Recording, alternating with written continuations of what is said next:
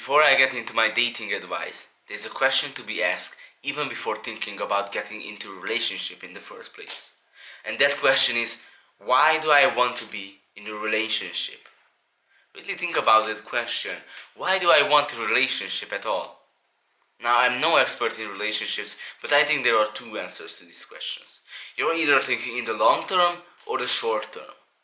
You're either looking for a lifelong partner who's compatible with you, that can help you grow and you can help her grow so that you can flourish together and have a beautiful family and children.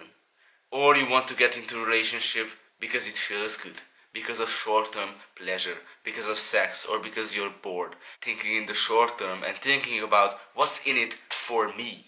I personally prefer deep long-term relationship. I don't know what your preferences are, but this video is about that, long-term relationships, not hooking up with girls. Because a lot of people think it doesn't really matter what kind of woman you're dating, whether or not you're compatible, as long as you're able to attract them, it's a win. And I've seen this with other people who get with a girl who is not even compatible with them, just because they look nice or because they are hot. So if you're looking for the 3 best ways to hook up with girls, this video is not for you. There's already a bunch of those videos on YouTube. So I think that it's worth meditating on that question. Why do I want a relationship? It's also important to note that if you're not able to be happy being single, why do you think that getting into a relationship will solve that problem for you? Don't think that if you're bringing into a relationship all your garbage of why you're sad and depressed, that the other person will be able to solve those problems for you. Don't think that a relationship will magically solve all your problems and you'll be happy forever. Because no one wants to date a person who's always complaining and blaming other people and always sad about something. The point of a relationship is mutual giving, supporting the other person and helping her out so that you can grow, and them supporting you back so that you can all flourish together. And don't go into a relationship thinking about, let's see what's in it for me. What could I get out of this relationship? Instead, think of what you could give into this relationship. What are the things that you can put on the table? Now, I'm not saying that you shouldn't have standards for a relationship. You should have some sort of idea of what kind of partner you would like. If you're like me, you probably wouldn't stick with the first person you ever meet. You think about what kind of partner you want, her traits, her personality, what are her values, what is she like, how does she treat you, what is her family like, what is her history like. But you have to be careful to what extent you go with your pickiness, because if you're searching for a 10 out of 10 perfect partner with no flaws, you'll be single forever. You have probably heard this already 100 times before, but this is so true. My first dating advice is to be yourself. Be genuine. Be authentic. You've probably already seen these videos online on top 10 ways to hook up with girls or how to act when talking to women. These pick-up artist videos. And these videos are good if your goal is to sleep with as many women as possible.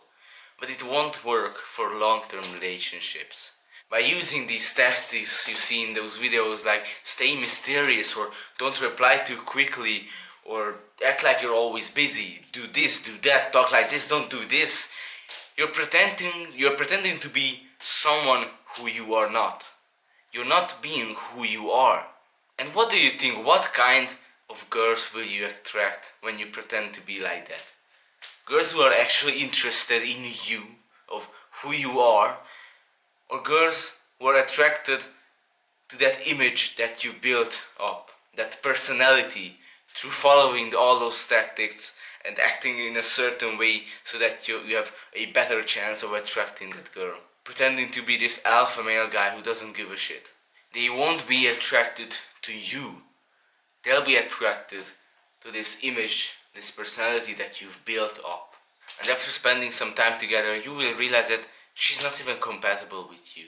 So if you're pretending to be someone else who you are not, how can you expect to meet someone who actually likes you? If you're pretending to be someone else, how can you expect for someone to like you for who you actually are? It's like dating and having this mask on you. And then expecting that people will like you for who you are. If you want to meet someone who is actually there for you, then be more authentic, be yourself, be genuine. If, for example, you've been on self-improvement, you've been taking cold showers, meditating, journaling, don't hide that from her. Express who you are, because that is you. Don't change your opinion, actions, or values just to impress someone or make the other person like you more. Let me give you an example so that you can better understand. Let's say that you're right now really into health and improving your health, getting enough sleep, eating the right things, and so on. And the girl that you're dating currently says to you that, McDonald's is actually not that bad. It's not that unhealthy. People are overreacting it. Now you know that McDonald's is not good for you. And then you might respond, well, yeah, actually, they might be overreacting it, yeah.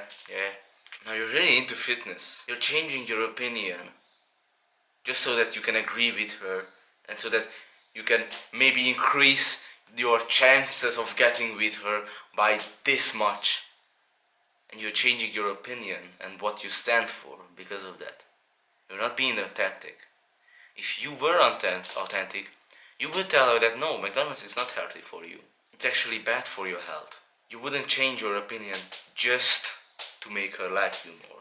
Now imagine if you were to tell her your passion about health and fitness, about your diet, what you've been eating right now, about the exercises you do, all the progress that you made so far, and how excited you are to see how far you can go, and her actually being motivated by this, and maybe even she is also into fitness and saying about her progress and everything. Imagine how awesome that would be. But you won't be able to get this if you're not authentic. If you're not being who you are, actually. And if she doesn't really care about the things you're talking about, she's probably not compatible with you in the first place. I've even seen people who really cared about their health and start smoking because their girlfriend was also smoking. So don't dumb yourself down just to be cool and make her like you more. Because it's pointless if she's not there for who you are actually. Be authentic. Because you can't keep up that persona that you built up forever. You're disrespecting your own self by neglecting your own opinions and values just to make her like you more. My second advice is choosing a woman who chooses you. Let's say that you're talking to this girl and she seems pretty nice actually. You're messaging each other online and she actually goes to the same school as you. And you meet with her sometimes on the breaks and talk to her. And one day you decide to ask her out on a date, to go to this very nice restaurant. And when you approach her and ask her this question, she tells you that we should be just friends. That hurts. And what a lot of young men will do right now, and the mistake that I have also made, is still trying to chase her. After being told that you should just be friends, you're still trying to chase her. And you tell her that it's fine, let's just go as friends.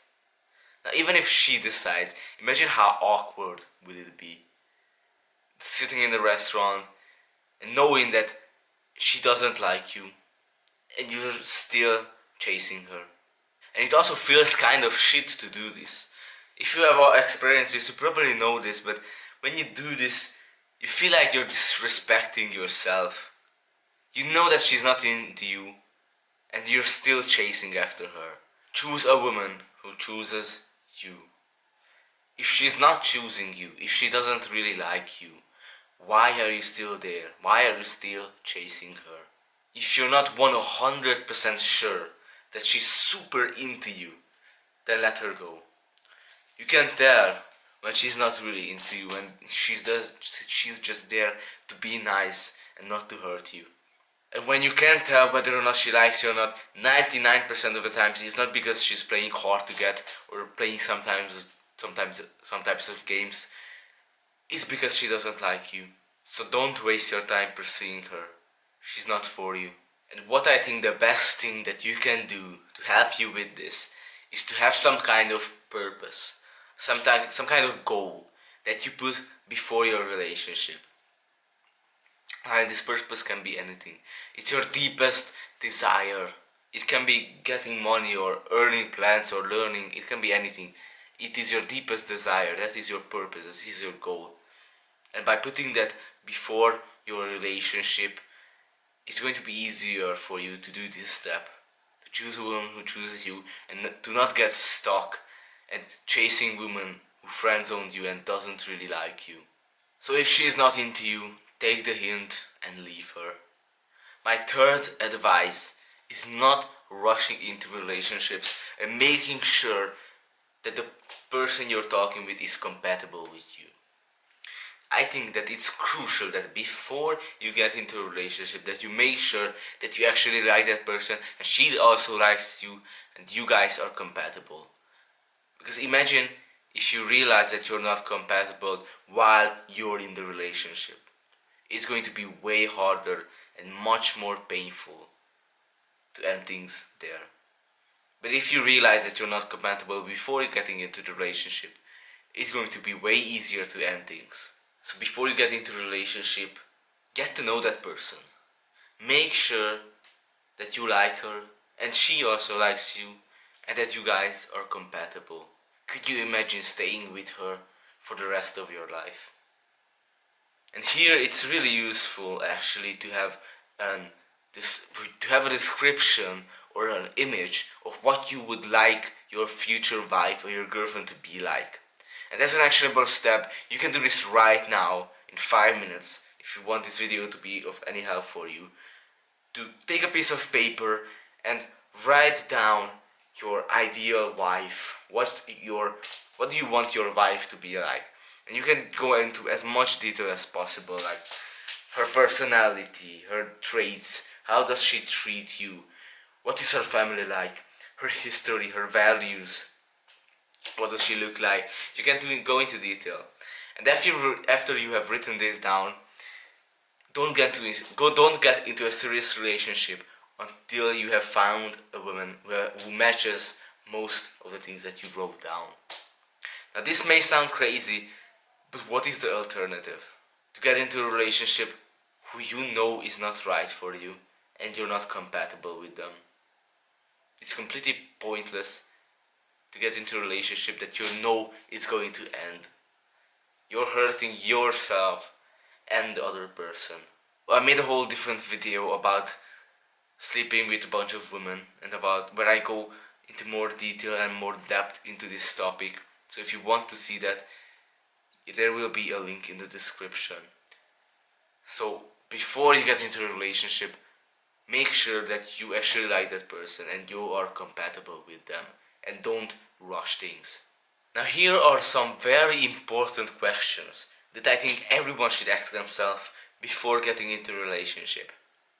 The first one is, could you imagine her as your wife or your husband?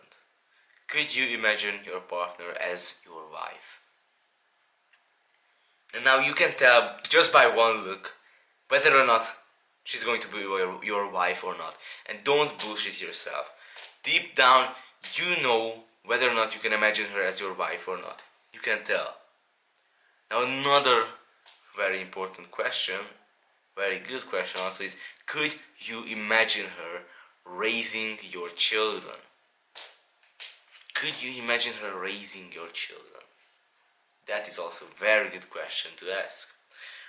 Or could you imagine having with her 10,000 more dinners? Could you imagine doing that? Would it become frustrating after some time?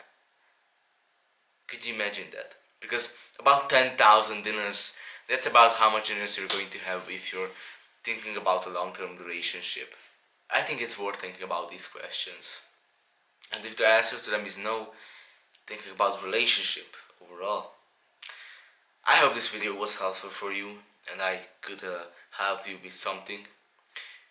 And you could leave in the comment, what do you think the most important thing is when it comes to dating?